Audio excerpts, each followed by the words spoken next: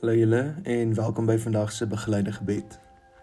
Kom ons raak vir 'n oomblik stil, sit gemaklik en raak net bewus van die Here se teenwoordigheid by jou.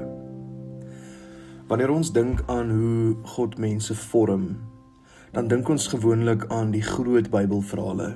Ek dink aan Daniël in die leeukuil, Moses wat voor die farao gestaan het, Dawid wat teen Goliat geveg het, Ester wat voor die koning verskyn het, Noag wat die ark gebou het. En ons onthou al hierdie groot oomblikke, die dramatiese oomblikke, die wonderwerke. Maar wat ons maklik vergeet is dat daardie mense nie net in die groot oomblikke gevorm is nie. Dawid is gevorm terwyl hy skape opgepas het. Moses is gevorm in die woestyn. Josef is gevorm in die tronk. Daniël gevorm deur jare van getrouheid voordat hy by die leeukuil gekom het. God was nie net teenwoordig in groot stories nie. Hy was teenwoordig in die gewone dae tussenin. En dieselfde geld vir ons.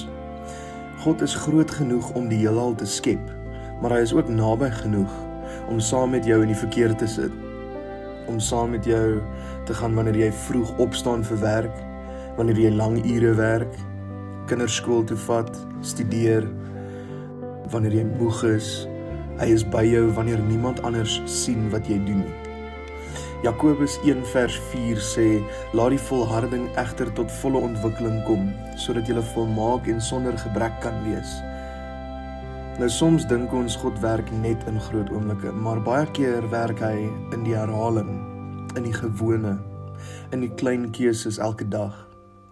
Ek wil jou vra om vir 'n oomblik te dink aan die week wat vir jou voorlê.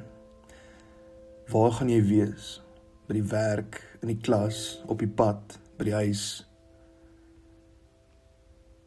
Nooi God in daardie plekke in.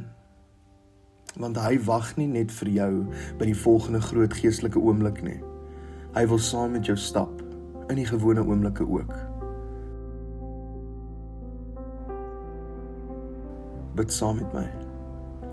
Here, dankie dat U nie net die God van groot wonderwerke is nie, maar ook die God van die gewone dae.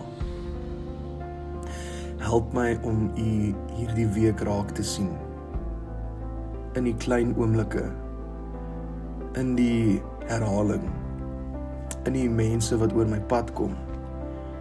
Vorm my deur die alledaagse dinge van die lewe. Gebruik my om ander mense te sien, lief te hê en te dien. Mag my lewe hierdie week 'n getuienis wees van U teenwoordigheid in Jesus se naam. Amen.